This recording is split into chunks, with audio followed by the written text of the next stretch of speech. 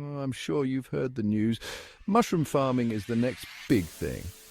Let's uncover how you can get started. So, you want to start a profitable mushroom farm?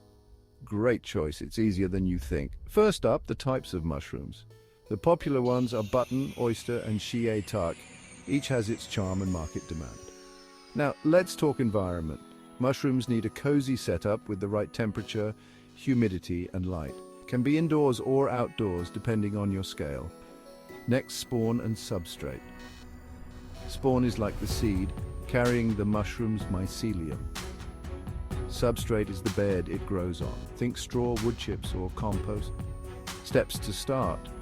Prepare a clean environment. Inoculate the substrate with spawn, let it incubate, then adjust the conditions for fruiting. In no time, you'll be harvesting fresh mushrooms. Why mushroom farming? It's sustainable using agricultural waste and profitable, thanks to high demand. Ready to start your fungi journey?